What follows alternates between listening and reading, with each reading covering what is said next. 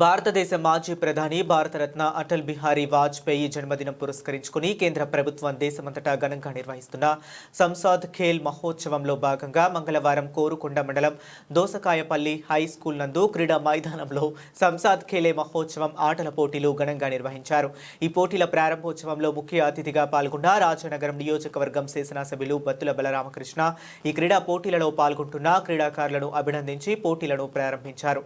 ఈ సందర్భంగా శాసనసభ్యులు బత్తుల బలరామకృష్ణ మాట్లాడుతూ విద్యార్థులలో దాగి ఉన్న ప్రతిభను వెలికి తీసేందుకు ఆంధ్రప్రదేశ్ రాష్ట్ర ప్రభుత్వం పంచాయతీరాజ్ డిపార్ట్మెంట్ వారి ఆధ్వర్యంలో సంసాద్ ఖేల్ మహోత్సవం నిర్వహిస్తుందన్నారు.